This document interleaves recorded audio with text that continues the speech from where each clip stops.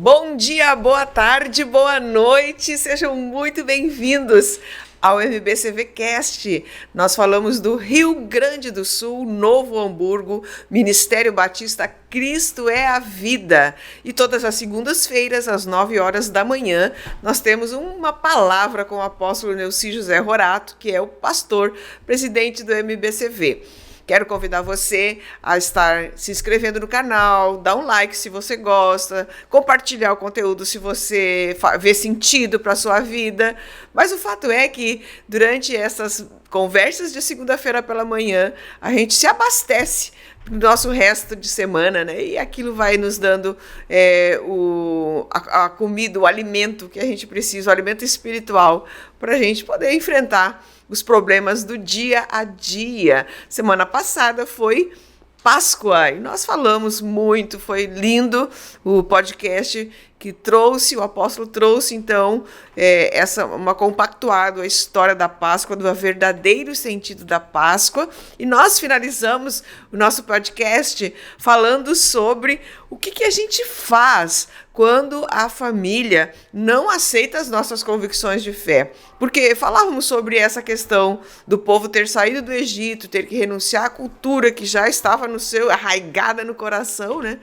E ter que mudar, começar uma nova história, né? E uma das frases que o apóstolo falou e que eu anotei, porque para mim realmente foi uma frase muito significativa, Deus usa quem rejeitou você, Deus usa quem humilhou você, Deus usa quem te abandonou muitas vezes, para que você, em alguma situação, seja solução para essa pessoa. Então, você foi rejeitado, você foi abandonado, você foi humilhado, mas em algum tempo, em algum momento, você também será a solução na vida dessa pessoa que te humilhou.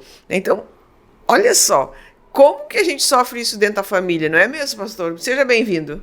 Bom dia, pastora, bom dia a todos, um dia lindo, proveitoso, e já que tivemos uma Páscoa, relembramos o preço que foi pago para a nossa libertação, a maneira e o plano divino desde o passado, o amor manifestado sempre em busca de solução. Então relembramos a Páscoa e tivemos uma Páscoa abençoada, e isso tudo leva-nos a nos fortalecer mais em Deus e a valorizar o que de Deus existe. E olha, quando a pessoa tem um encontro com Deus, a pessoa é liberta. E nós estamos numa guerra de dois reinos, dois mundos. O mundo espiritual de Deus e o mundo espiritual onde Deus não está governando. Porque o ser humano é que toma as decisões, faz as escolhas. É o ser humano que abre a porta para si, que faz as escolhas, que sonha, que planeja. Deus está aí como Pai, como Senhor, mas Ele não impõe. Deus, como Pai e como prova de amor, Ele tudo propõe. Então, realmente, a gente muitas vezes, depois de provar Deus, a gente não abre mão, e por não abrir mão de uma riqueza tão grande, de algo tão precioso que é a paz, a salvação, o perdão, a comunhão com Deus, as promessas de Deus, a certeza da vida eterna. Então a gente não abre mão e a gente cria um posicionamento de fé. E essa fé começa a incomodar. Principalmente nós aqui nessa região que a gente vive, né, pastor? A nossa região aqui de Novo Hamburgo, no Rio Grande do Sul, são todos alemães, vêm da cultura alemã. E, na verdade, o Rio Grande do Sul, ele é uma miscigenação de culturas, né? O senhor já é italiano, então viveu com a cultura italiana. Então, eu diria uma colisão, há uma colisão entre a cultura que a gente cresceu e a cultura do reino de Deus, né? Choque de cultura. Assim como há um choque de cultura quando dois se namoram, casam, no começo, enquanto tem bastante mel, tudo é lindo, mas depois que passa esses momentos de paixão, aí começa a se manifestar as culturas.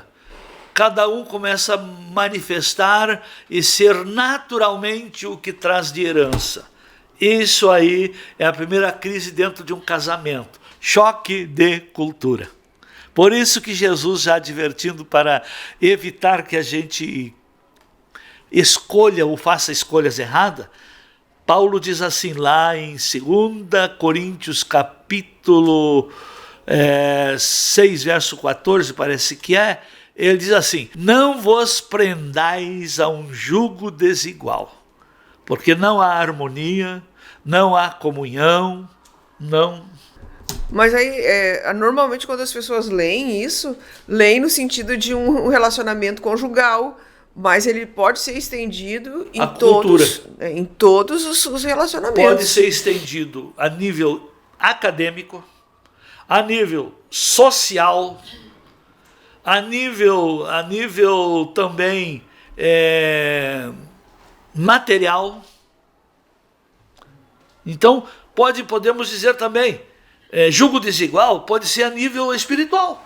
Uma pessoa é de fé, a outra é cética. É uma incrédula. Pode ser também a nível social, gosta de se relacionar, e a outra gosta de ficar trancada consigo mesmo. Isso é jugo desigual. Então, nós temos que tomar cuidado. E, inclusive, a fé também dá choque. Justamente para os que são inimigos da fé. Quem são os inimigos da fé? São aqueles que se recusam a crer. E quanto mais a pessoa se recusa a crer, mais ela se levanta contra aquele que é abençoado. A pessoa se recusa a crer na palavra e ela fica vazia de Deus, vazia de bênção, a vida não lhe dá o que ele pensa, espera e planeja, e vê na vida do outro que ele não gosta do fanatismo ou da fé ou da dedicação que a pessoa tem em cima da fé que desenvolve, então começa a ficar com ciúme e revoltada. Eu custei a descobrir isso. Eu vivi dentro de uma família grande, em que no começo foram bem poucos que aceitaram a fé, e quem se levantava contra a nossa fé, eu fui vendo que eram aqueles meus irmãos que não estavam sendo bem-sucedidos, não eram felizes, a vida não retribuía como eles esperavam, e quando a pessoa crê, Deus abençoa, a bênção faz bem para o abençoado. Mas para aquele que está debaixo da maldição, ele se incomoda com a vida de quem é abençoado. Então isso aí já é um choque. É um choque. E como viver numa família dessa maneira?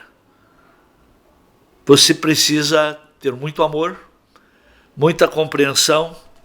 Não leve a ponta de faca, como diz o gaúcho, o que fazem para você. Não retribua, porque aí precisamos, e todos precisam entender isso, que aí a luta não é contra a carne e contra o sangue.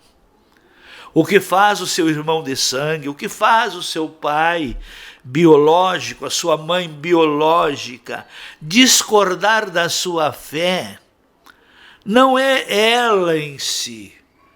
São espíritos que usam. Eu lembro do meu pai, como ele se recusava a crer.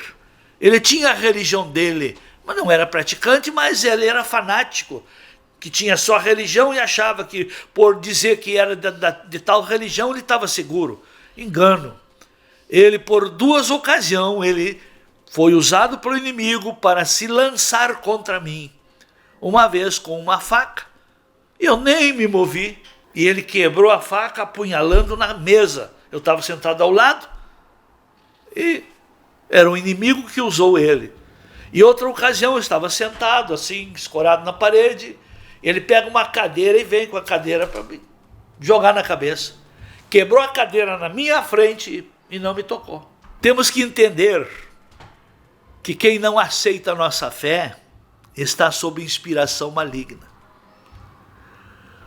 Se a sua fé é sadia, é virtuosa, é frutífera, se a sua fé é em Deus e leva você à prática do bem, quem se levanta contra a sua fé se levanta sob inspiração do mal.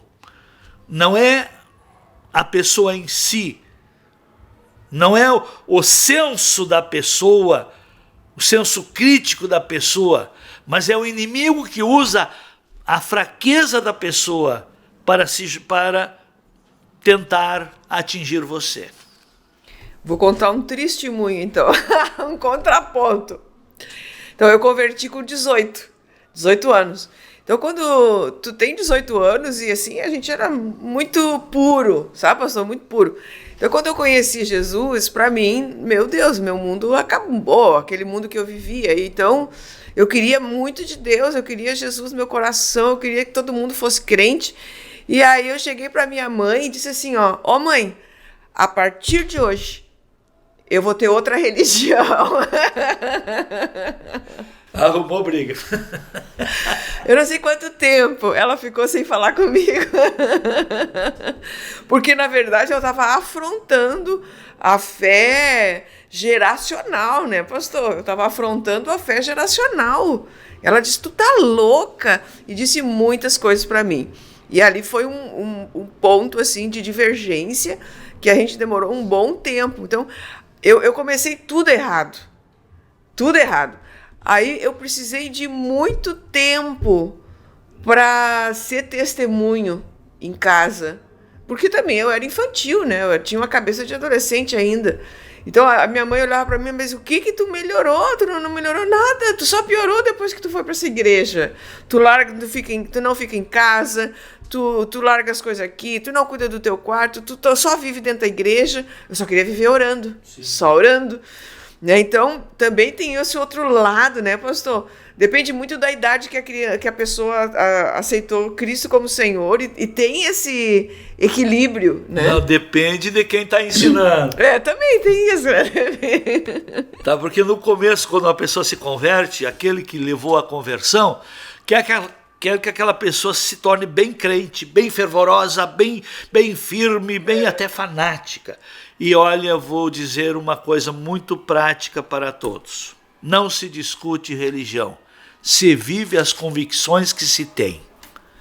Viva a sua convicção sem ofender a convicção dos outros. O resultado da sua convicção na sua vida vai fazer com que o outro, que não teve a convicção dele ofendida, vai ver em você, vai se chegar a você, vai querer ter o que você também tem. Mas se você logo condena ela porque está na idolatria, porque ainda faz isso, faz aquilo, mesmo que você tenha vida nova, tenha resultados maravilhosos, você não tem crédito, porque você ofendeu a fé do outro. Precisamos sermos sábios, respeitando as convicções, porque discutir convicção não aviltar fé de alguém não faz alguém mudar, mas respeitar a fé. Eu vou contar um outro testemunho. Uma pessoa muito chegada a mim, que conhecia minha fé, conhecia minha dedicação na obra, mas reconheço que devido à minha falta de sabedoria, eu não consegui trazer para junto de mim, porque eu criticava a fé dele. Ele um dia, para me, sei lá, se para compartilhar ou para zoar, ele disse, Neuci, eu achei um lugar, eu acho que aí eu vou me achar, ali eu vou me encontrar. E ele me contou onde é que era. Não vou dizer por uma questão ética, tá? Que ele estava vislumbrado com o lugar que ele achou, muita caridade, muita dedicação a obras sociais, coisa e tal. Aí eu disse, tudo bem, que bom, vai a fundo. Porque se você não for a fundo, você não vai ter plena certeza. Vai a fundo. Se você gostou, se o que você viu é o que você busca, vai a fundo. E ele foi. Em menos de 2 semanas ele pulou fora. Então, as pessoas que pensam que encontram alguma coisa, mas vivem meia boca, ou pela metade, não vão a fundo. Até o crente que não vai a fundo nas Escrituras, que não se dedica corpo, alma e espírito ao reino de Deus, nem vai conhecer o reino de Deus, não vai conhecer o governo de Deus, não irá conhecer as provisões de Deus, não irá nem desfrutar do poder que Deus disponibiliza para aqueles que o creem. Por isso que a palavra diz que tudo é possível ao que crê. Mas também eu trago outro conceito que diz assim, que ninguém vai além da fé que tem. Então, se a sua fé não abre portas, não rompe barreiras, não muda o seu nível, a sua fé precisa ser construída da maneira certa. Eu creio que o lugar onde a gente mais é testado, provado, é a família. Porque a família, ela está o tempo inteiro observando, principalmente quando tu declara uma outra fé, que não é a fé da família, né? Ela começa a te observar. E aí quando o cristão não vai a fundo na Bíblia, não vai a fundo na palavra, porque a família conhece todos os teus defeitos. O que a família espera quando tu declara que tu teve um encontro com Jesus? Que tu mude de um dia para o outro. Não tem esse negócio, não tem processo. Eles querem que tu mude aquilo que tu faz errado. E aí, como tu não fazes, eles veem essa incongruência entre aquilo que tu tá professando e aquilo que de fato deve ser. Exato. Porque aí o pai, ou a mãe, ou os irmãos, né? Ou até mesmo os filhos, às vezes, vão falar isso. Pô, mas tu diz que tu vai na igreja, mas tu continua fazendo tal coisa. Né? Então, primeiro vencer a si mesmo. Vencer os seus defeitos que você sabe que a sua família sabe que você tem. E depois começar a construir o teu testemunho, né, pastor, na família. É um tempo longo. Vai apanhar um pouquinho. Mas quero dizer uma coisa interessantíssima. Ninguém veio a esse mundo sem um desígnio divino, sem um propósito divino. E Deus dá a família para ajudar no desenvolvimento desse propósito. Mas quando a família não entende, não compreende, não apoia, e quando a família se opõe ao desígnio de Deus, aquele que é designado não deve desistir, mesmo com a oposição da família, porque relacionamento com Deus é pessoal. E quando a família não apoia, Deus usa a família para preparar a pessoa ainda melhor. Porque a vida é tão linda, é tão prática, e quero dizer para todos, que tudo o que você vai encontrar na sua trajetória da vida, primeiro você encontrou dentro da sua família. Mas tem um probleminha ainda que eu quero trazer aqui. A gente está falando de outras religiões, né? Mas vamos dizer que o cidadão ele é evangélico. A família é evangélica. E ele vai para uma outra igreja que não é da família origem, né? E aí começa a ter dentro da... Aí sim, aí é uma guerra, né? Aí começa uma guerra, porque as pessoas querem dominar. E a questão da fé é uma coisa pessoal. O relacionamento com Deus é pessoal. Então essa história aí de cada um, quero dizer, eu no começo eu ficava triste, porque dentro da minha família já tem mais de 20 pastores. E um dia alguém, não sei se para tirar sarro comigo, por que não estão todos na mesma igreja? Seria falta de sabedoria.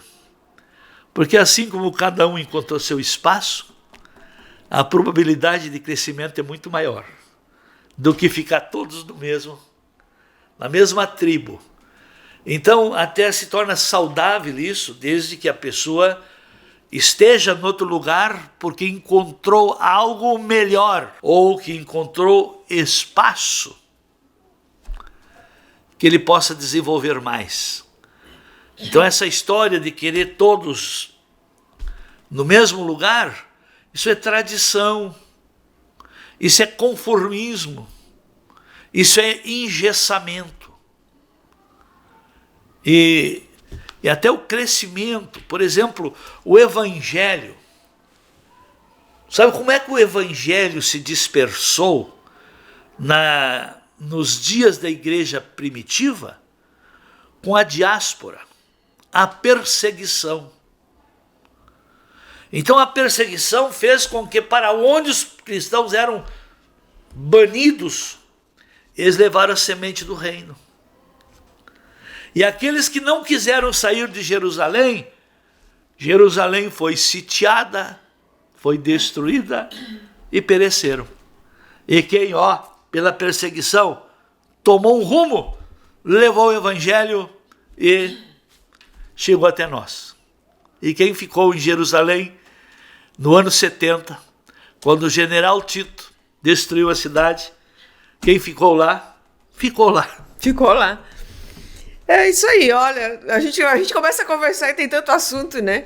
Mas é importante a gente falar sobre isso, sim. E é como quando Deus quer fazer alguma coisa na sua vida, Ele vai colocar desconforto. Vai. Né? E vai começar pela tua família, os desconfortos, para que você possa tomar realmente a posição e se firmar na convicção que você está recebendo do próprio Deus, né? Então, né, você está desconfortável? Que bom, você está crescendo. Você está desconfortável? Que bom, aquilo que você crê está se evidenciando, né? Então, que nós tenhamos a força, né, pastor, para continuar a caminhada sem desviar-nos por conta das pressões.